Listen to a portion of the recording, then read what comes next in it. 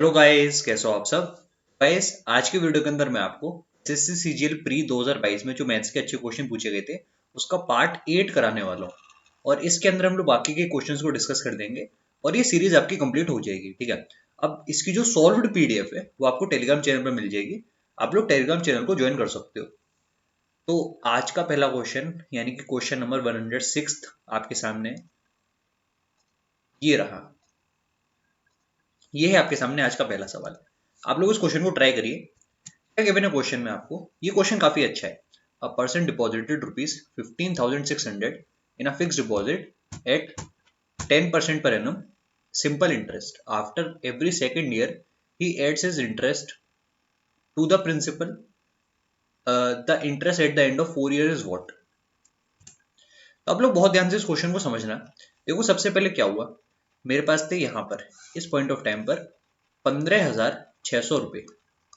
ठीक है।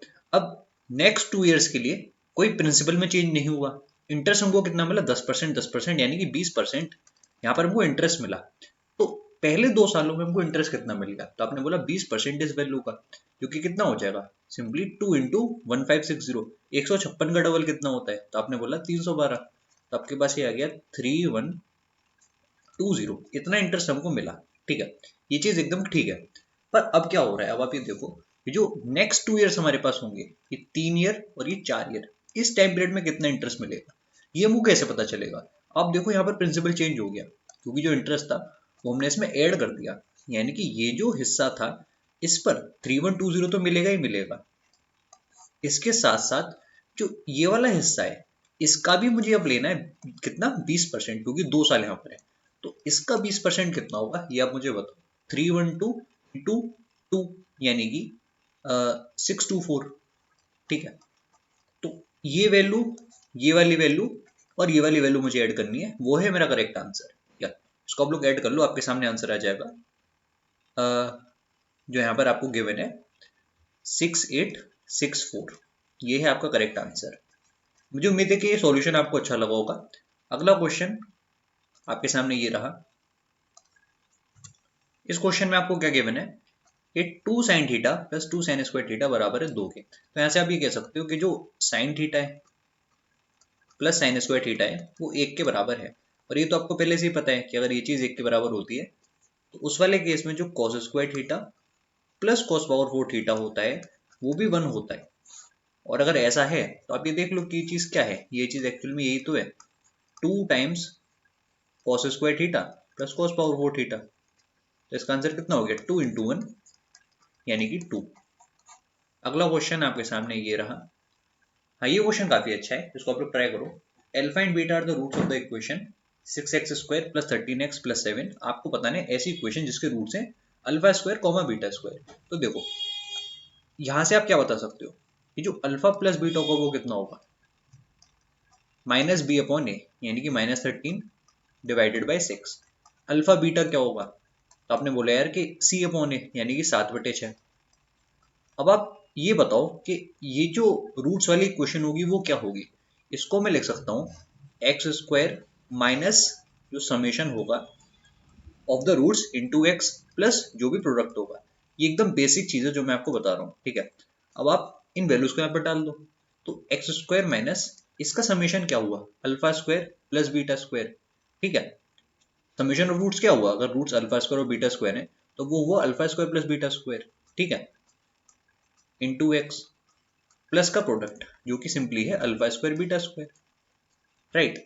अब ये देखो कि ये वैल्यू मैं कैसे निकालूंगा, x² माइनस इसको मैं लिख सकता हूँ alpha plus beta whole square -2 alpha beta. ठीक है। जो कि कितना हो जाएगा, इसका स्क्वायर करोगे तो पॉजिटिव आएगा, यानी कि 169 डिवाइड बाय 36। इसमें से हम क्या माइनस कर रहे हैं, 2 टाइम्स अल्फा बीटा, यानी कि 14 divided by 6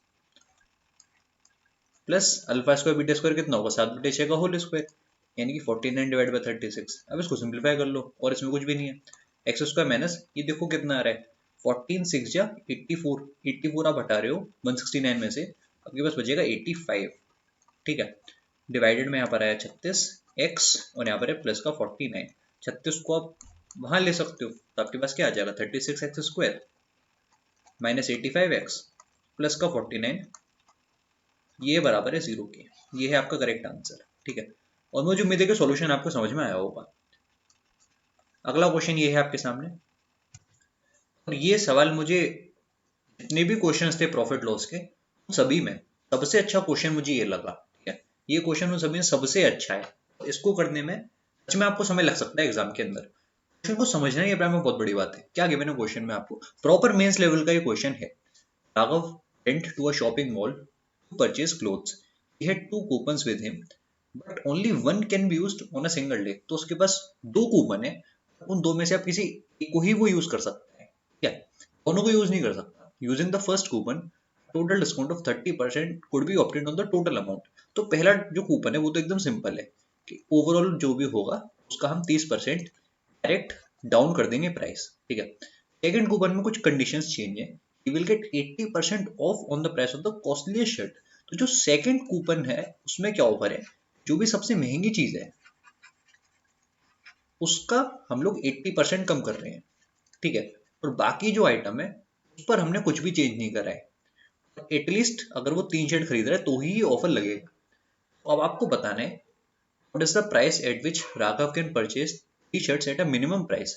the price of the shirts is these values. ये वैल्यूज अगर का प्राइस है तो पहले कूपन के हिसाब से हम निकालते हैं कि क्या फाइनल सेलिंग प्राइस होगा। पहले इनको ऐड करो। मेरे पास है 1250, फिर है 1540, फिर है 1375। इनको ऐड कर लेते हैं। कितना आया है, लास्ट में आया 5। यहाँ पर है 9 और 7 6 1, और जो हुआ 1 यहाँ पर 1 के पास आ गया 4165। क्या, तो ये हुआ मेरे पास टोटल सेलिंग प्राइस। दूसरे केस में देखो, इस केस में पहले क्या होगा ये तो मैं आपको समझा दूं। इस केस में ये होगा कि ये वाला जो 4165 है टोटल सेलिंग प्राइस हुआ, इसका आप 30% कम कर दे रहे हो, यानी कि इंटू 7/10 ये होगी वैल्यू एक तरफ तो, ठीक है। दूसरे डिस्काउंट में क्या हो सकता है कि जो सबसे कॉस्टलीस्ट चीज है यानी कि ये वाली वैल्यू, इसका हम 80% कम कर दे रहे हैं, ठीक है। इस केस में क्या सेलिंग प्राइस होगा, ये तो आपका था कूपन 1 यानी कि C1। कूपन 2 में क्या होगा, कूपन 2 में आप देखो इनकी वैल्यूज तो डायरेक्ट ऐड होंगी, इनमें तो कोई चेंज है ही नहीं, क्या 1250 1375। और यहाँ आपको क्या करना है कि इस वैल्यू का आप सीधे 20% ले लो, क्योंकि 80% तो हमने कम कर दिया। सबसे महंगा आइटम यही तो हुआ, इसका मुझे केवल 20% चाहिए, यानी कि मैं इसका 1/5 ढूंढ रहा हूँ, या फिर मैं कह सकता हूँ कि मैं इसका 2/10 ढूंढ रहा हूँ। आप इसको 154 को 2 से मल्टीप्लाई कर दो, कितना आ जाएगा 308, ठीक है। तो इसकी अब जो कीमत रही इफेक्टिव वो कितनी रहेगी, केवल 308 रुपये, ठीक है। इनको ऐड करो, देखो क्या आ रहा है। तो इनको ऐड करने पर आपके पास आ जाएगा, यहाँ पर है 3 1, और यहाँ पर फिर से 3 आया, यहाँ पर 1 आया, ये कितना हो गया 9, ठीक है। और यहाँ पर 1, ये आ गया 3, सॉरी हाँ ये आपके पास आ गया 3, 2 है यहाँ पर, 3 नहीं 2 है। तो 2933 ये होना चाहिए टोटल सेलिंग प्राइस, अगर हम कूपन सेकंड ले रहे हैं तो।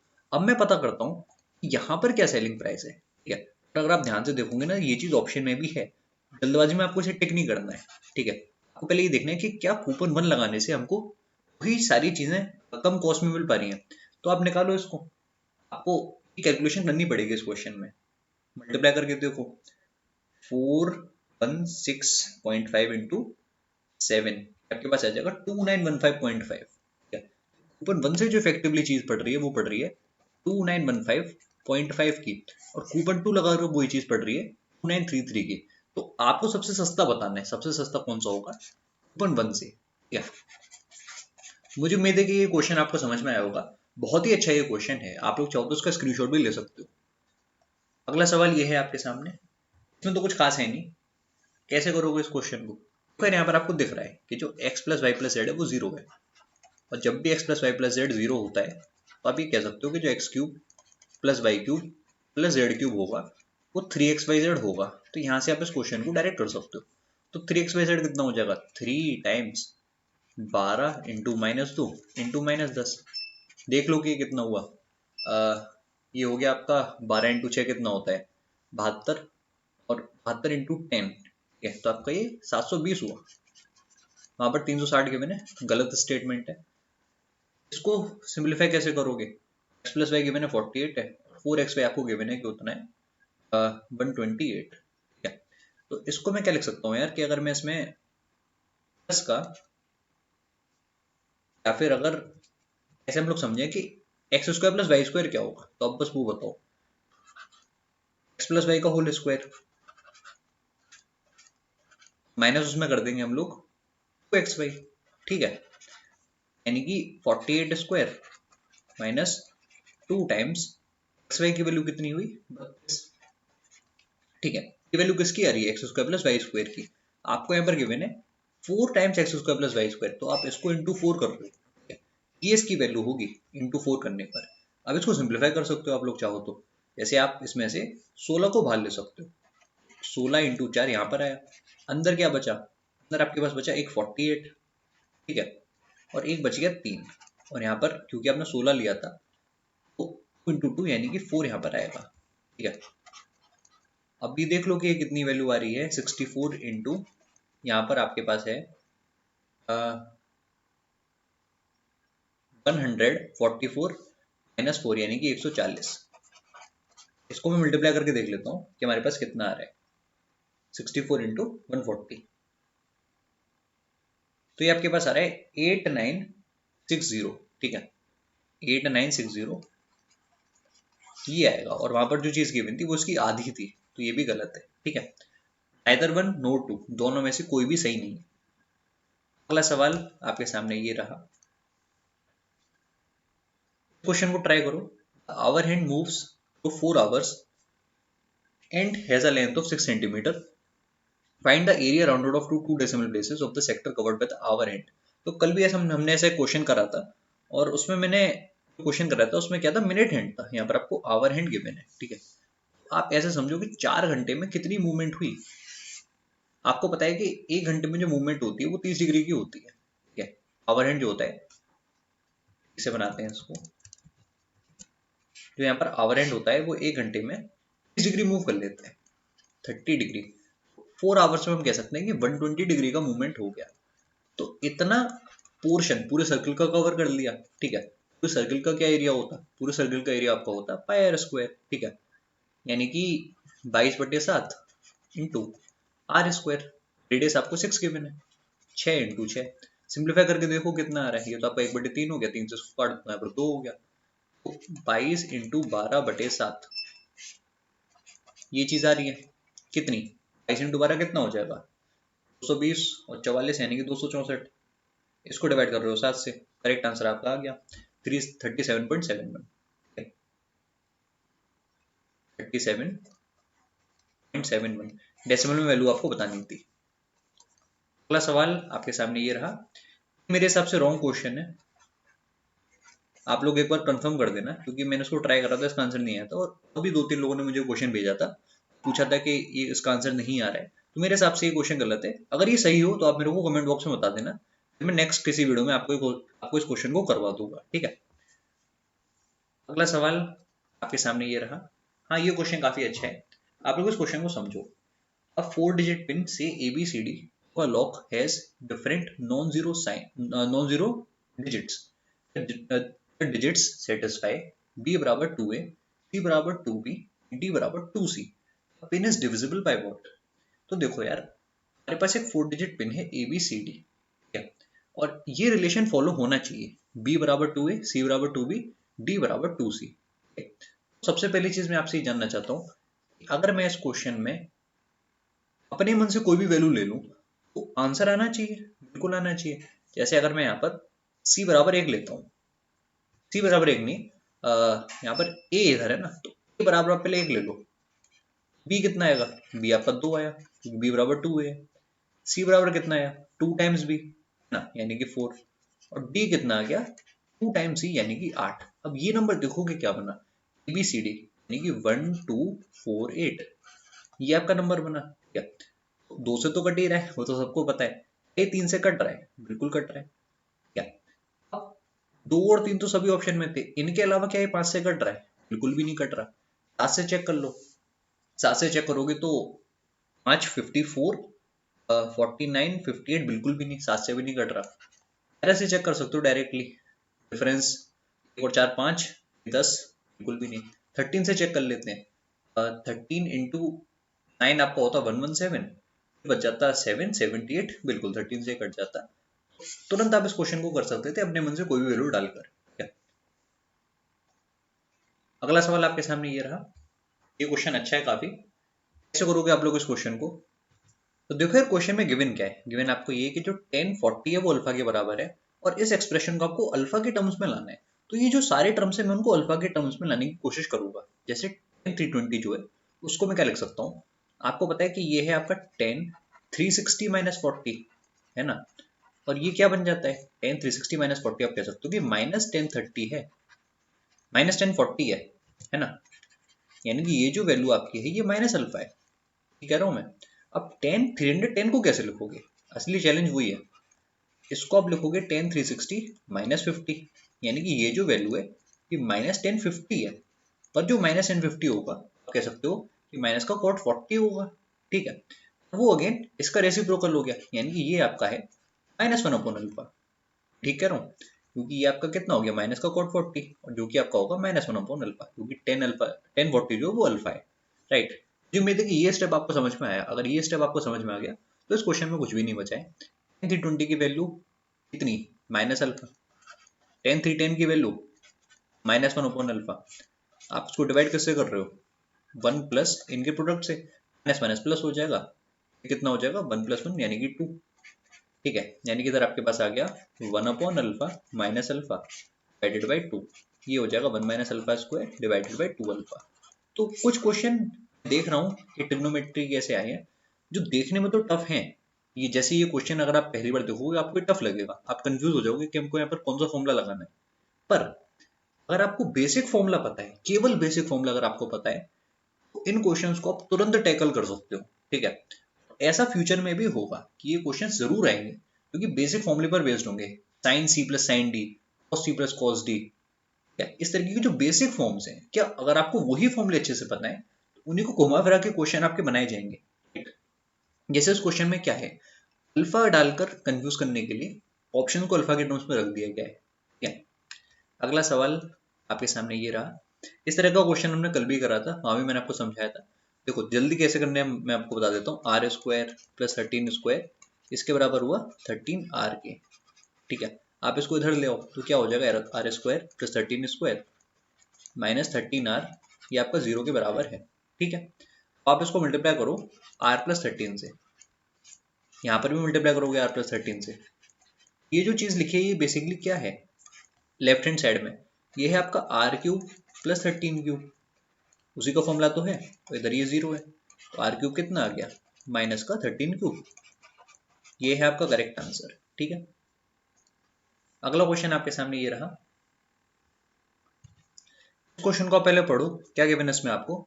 A person borrowed 2000 at 5% annual simple interest repayable in 3 equal annual installment. What will be each annual installment? तो बहुत अच्छे से मैं आपको इस क्वेश्चन को समझाने वाला हूँ। जैसे 3 साल के बारे में गिवन है, ठीक है। यानी कि मैं ऐसी एक टाइमलाइन ड्रॉ करता हूँ। ये है आपका 0 ईयर, ये 1 ईयर, ये 2 ईयर, ये है आपका 3 ईयर, ठीक है। आप ये समझो कि यहाँ पर इस पॉइंट ऑफ टाइम पर जो मुझे पैसे वापस करने थे वो कितने थे। आपने बोला वो पैसे थे 2000, ठीक है। अब मैंने वापस जो करे वो 1 साल बाद कुछ पैसा वापस करा, सेम पैसा at the end of second year और फिर at the end of third year हमने वो पैसा कुछ वापस करा। वो पैसा कितना है ये तो मुझे पता नहीं, ठीक है। तो मैं मान लेता हूँ कि मैंने 100 रुपए वापस करे थे, 100। यहाँ पर भी 100 मैंने दिए, यहाँ पर भी 100 मैंने दिए। अब आप पहले ये बताओ ये वाले जो 2000 थे इस पर जो इंटरेस्ट बना पूरे 3 सालों के लिए वो कितना हुआ। तो 5% तो 1 साल में था, टोटल में 15% बना, तो 15% ऑफ 2000 ये कितना होगा, ये सिंपली 300 रुपये हुआ, ठीक है। अब यहां पर वापस आओ, इधर ये वाले जो 100 रुपए थे वो इफेक्टिवली 2 साल के लिए तो इंटरेस्ट पर रहे, ठीक है। वो इफेक्टिवली 2 साल के लिए इंटरेस्ट पर रहे, तो इन पर जो मिलेगा इंटरेस्ट वो कितना हुआ 10%। एक साल में 5%, 2 साल में 10%, यानी कि इन पर मुझे 10 रुपए इंटरेस्ट मिलना चाहिए। इस वाले 100 रुपए पर जो सेकेंड ईयर में मैंने भरे थे इस पर कितने मिलने चाहिए, केवल 5%, जो कि 5 रुपए हैं।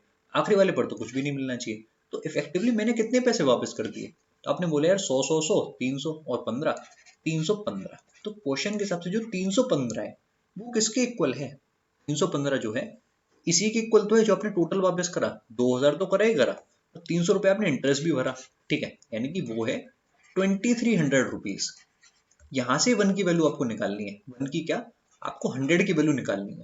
सॉल्व कर लो, 2300 डिवाइड बाई 315 मल्टीप्लाइड बाई 100, 5 से काट लो 63, यहाँ पर आया 20, आपके पास ये आ गया 46,000 डिवाइडेड बाय 63, ये है आपका करेक्ट आंसर।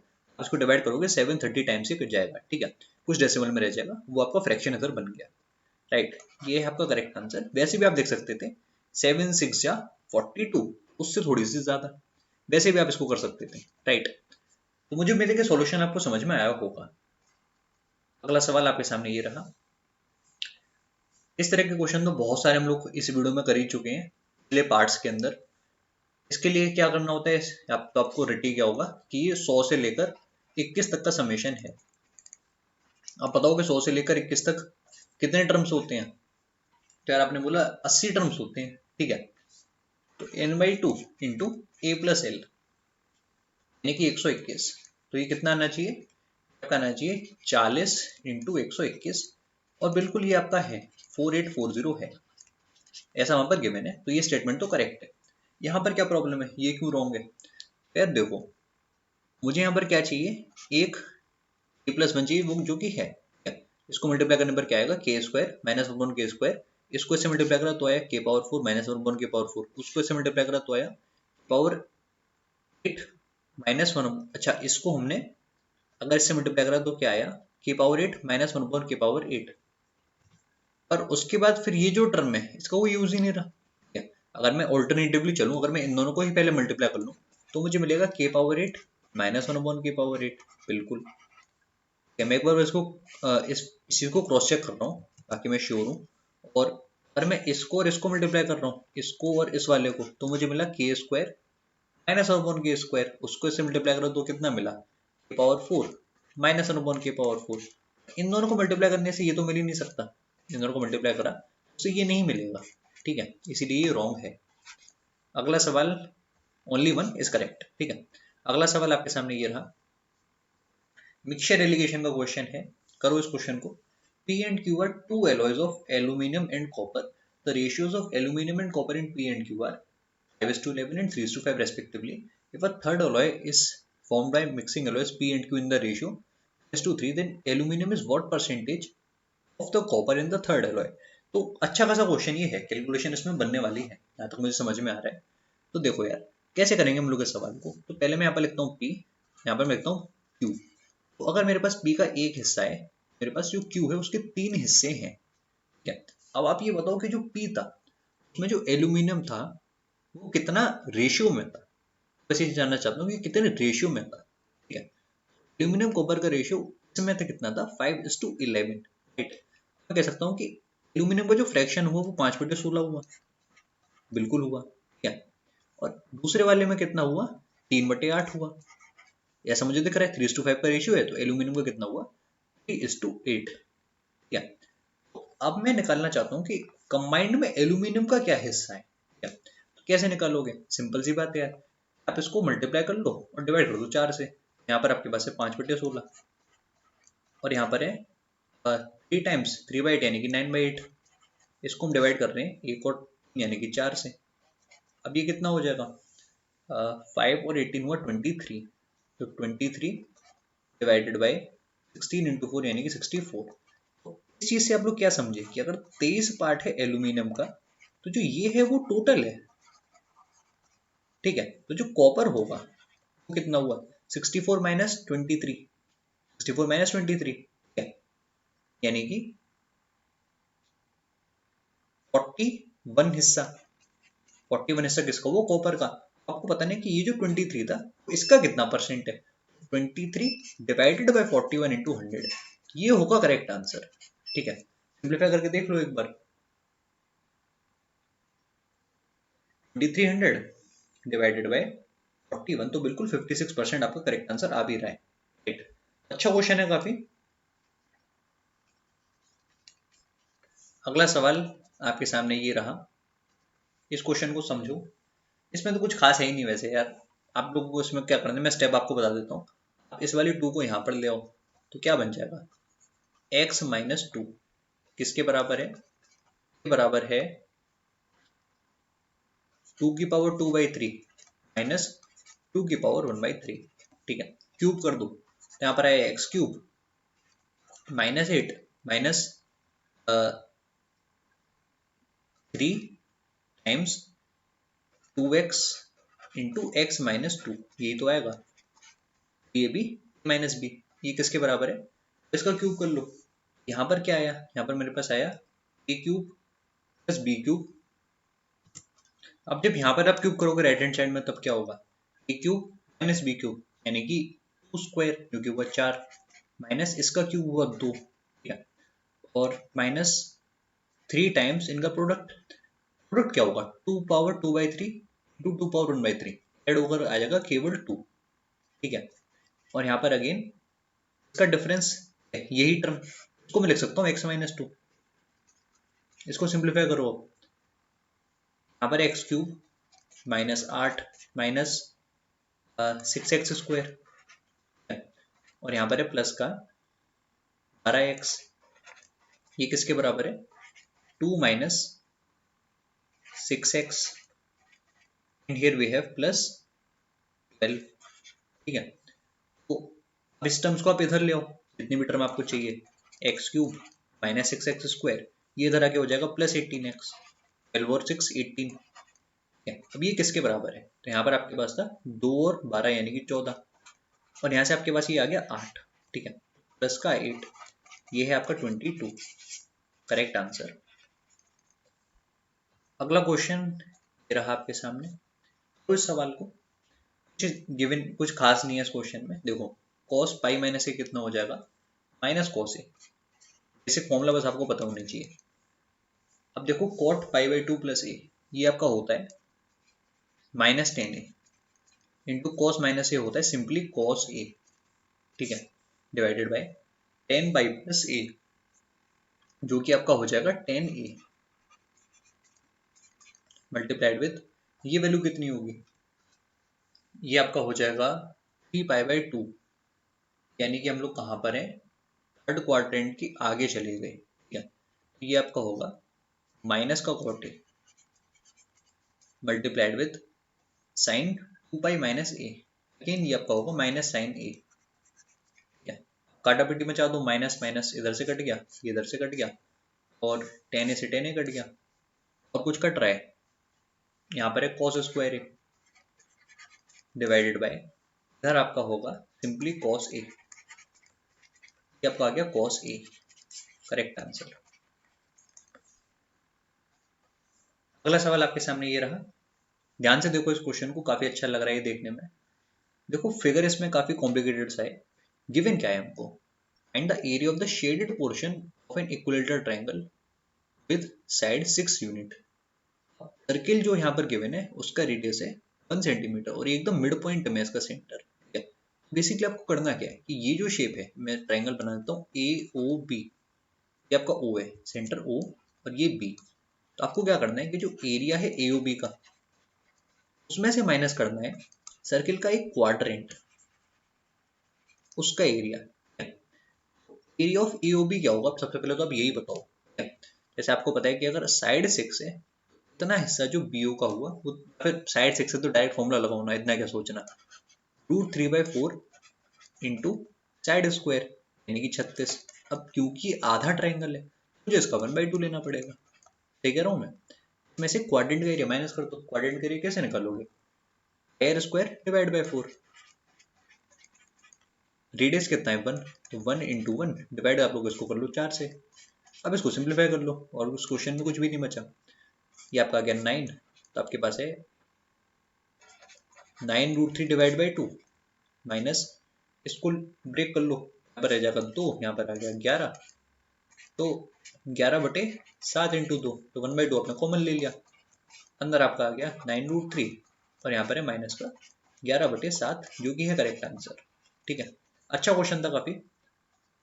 अगला सवाल आपके सामने ये रहा, और इसीलिए हम कहते हैं कि जो भी बेसिक फॉर्मूलाज हैं वो आपको आने चाहिए। एक बार अगर आपको सारे बेसिक फॉर्मूला, आइडेंटिटीज और डायरेक्ट रिजल्ट पता है, ये क्वेश्चन आपके लिए बहुत आसान है। ठीक है, समझाता हूँ मैं सवाल को। हमारे पास एक इक्विलेटरल ट्रायंगल है, इसमें एक कोई भी ओ पॉइंट इंटीरियर का गिवन है। ठीक है, ऐसे जो परपेंडिकुलर ड्रॉप करे गए हैं उनकी लेंथ गिवन है। ठीक है, इनकी लेंथ गिवन है, कितनी कितनी, √3, √3, 5√3। आपको बताना है कि पेरीमीटर क्या होगा। आप मुझे बताओगे इसका फॉर्मूला क्या होता है। इनका जो भी समेशन होता है, इनका जो भी समेशन होता है किसके बराबर होता है, √3/2 इंटू ए, यानी कि जो भी ट्रायंगल की साइड है, इक्विलेटरल ट्रायंगल की साइड है। अब इनका समेशन क्या आया, √3 प्लस 2√3 प्लस 5√3, ये चीज किसके बराबर, √3/2 इंटू ए, यानी कि इधर आपके पास आ रहा है 8√3। This is equal to √3/2 into a, √3 से आपने √3 काट दिया, ये बराबर आ गया 16। बस क्वेश्चन खत्म। पेरीमीटर कितना होगा, 16 इंटू 3, ये है आपका आंसर। तो गाइस ये वो क्वेश्चन थे जो सीजीएल प्री में पूछे गए थे। सारे क्वेश्चन हम लोग कंप्लीट कर चुके हैं, और आप लोग चाहो तो इनकी सॉल्व पीडीएफ को एक बार एग्जाम से पहले जरूर देख लेना, आपका रिवीजन पूरा कंप्लीट हो जाएगा। क्या ये सीरीज आपकी कंप्लीट हो चुकी है, मुझे उम्मीद है कि आपको अच्छा लगा होगा। Bye and take care.